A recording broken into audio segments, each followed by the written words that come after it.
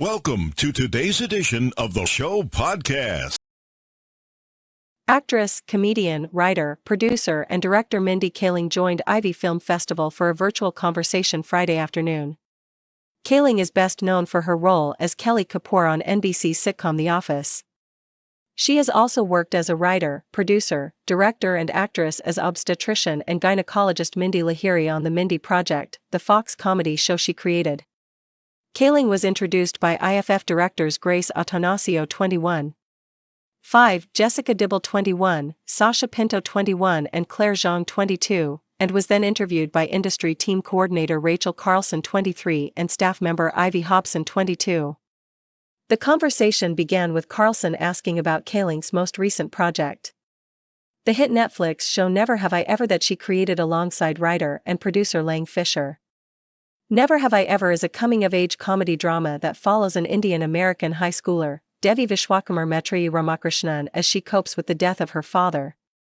Kaling said she never would have necessarily thought that she would create a show about high schoolers, but after Netflix approached her, she changed her mind. As both an Indian American and someone who has dealt with the loss of a parent, the show is close to Kaling's heart. I don't think I would have dealt with this side of my life, because, frankly, it's a little bit painful and awkward to reflect at my age back at that time in my life, she said. In order to make the story feel real, Kaling said that there were many Gen Z writers on the team to point out anything that sounded inauthentic.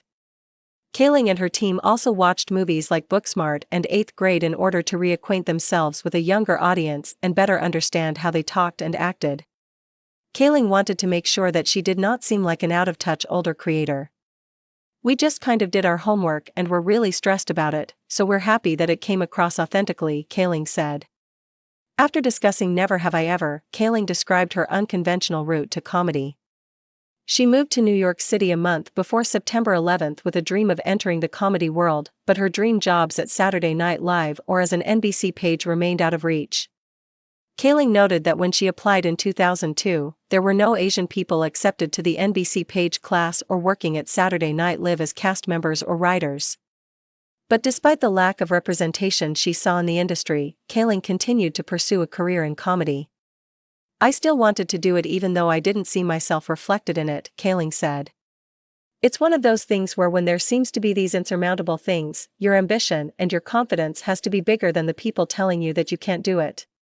Kaling quickly realized that if she wanted to obtain a role, she would have to make one for herself. So, she and her friend Brenda Withers, with whom she attended Dartmouth, created a play called Matt and Ben, which was about Ben Affleck and Matt Damon's friendship and the creation of their film Good Will Hunting. When Matt and Ben was recognized by the 2002 New York International Fringe Festival, Kaling began to gain traction in comedy. Kaling said that her love for writing stems from the fact that you can look however you want and be successful. Someone reading a script does not take into consideration what the writer looks like, so it is very freeing, she added. Kaling has written 2 New York Times best-selling memoirs, Is Everyone Hanging Out Without Me? And Other Concerns and Why Not Me? She explained that writing a book is different from writing for a television show. While writing television shows is social and community-based, writing books is full of solitude. In order to compensate for that lack of collaboration, Kaling has tried to approach authorship similarly to screenwriting, focusing on character and dialogue. I decided that I would think of it as writing dialogue for a character named Mindy and not as writing an essay, she said.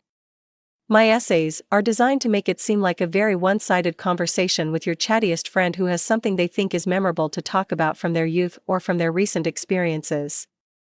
Throughout the pandemic, Kaling dealt with multiple shutdowns of the set of her new, unreleased HBO Max series, The Sex Lives of College Girls. If even a staff member's family member tested positive for the virus, the staff member and whoever came into contact with them would be unable to return to work for 10 days. Oftentimes, this would shut down entire departments, delaying the production of the show. The thing that COVID did in the comedy world was it was just a momentum killer in almost every way, Kaling said, but I think that's stopping now that people are getting vaccinated. The conversation concluded with Kaling reflecting on her college years at Dartmouth, where she graduated with a theater degree in 2001.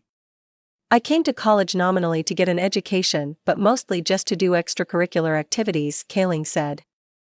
For me, it was doing improv, doing a cappella, and going to the film program and just attending classes in large groups.